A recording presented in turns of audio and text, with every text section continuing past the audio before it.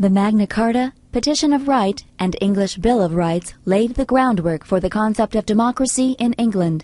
Then a movement referred to as the Enlightenment, or Age of Reason, which occurred roughly from 1650 to 1800, solidified democracy as a viable form of government. During the Enlightenment, philosophers and scholars began proposing that close observation and reason, not the study of scripture, meditation, and reflection as had been taught for centuries, was the truest way to understand the natural world. One Enlightenment philosopher, Thomas Hobbes, believed that by their nature, people were in a constant state of conflict and insecurity, focusing only on their personal interests and protection. His 1651 work, Leviathan, suggested that government was necessary to give people peace and security.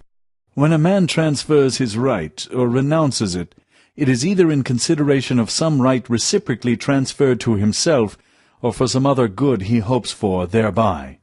Thomas Hobbes, Leviathan. Another influential figure during the Enlightenment, British philosopher John Locke, took Hobbes' theory one step further, rejecting the idea of a divine right to rule in his 1690 work, Two Treatises of Government. The natural liberty of man is to be free from any superior power on earth, and not to be under the will or legislative authority of man, but to have only the law of nature for his rule.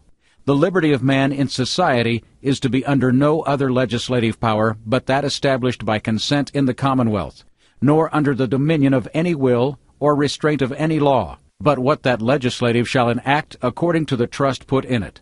John Locke, Second Treatise of Government. Locke believed that any government should be created by free people as a social contract, with rulers deriving authority from those they govern. His enlightened vision featured a government acting for the good of all people, an institution that anyone whose self-evident rights of life, liberty, and property weren't being protected had the right to rebel against. American patriots eager for independence from England would later rally around this right of rebellion.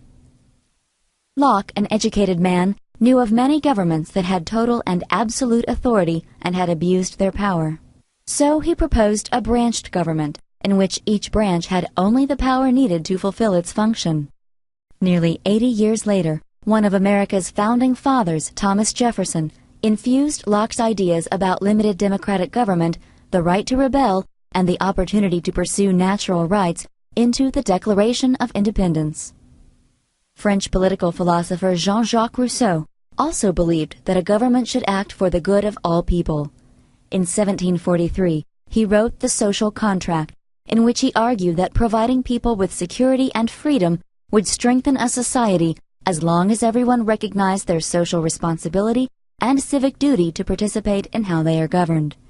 Rousseau strongly supported freedom of religion and the separation of church and state, two concepts that also shaped democracy in the United States. The beginnings of democracy may stretch back to 1215 with the Magna Carta. But the Enlightenment era and the political philosophers of its time presented ideas that inspired a generation of American patriots. Their convictions were strong enough to lead them to create a new nation based on the belief that all men are created equal, that they are endowed by their Creator with certain unalienable rights, that among these are life, liberty, and the pursuit of happiness.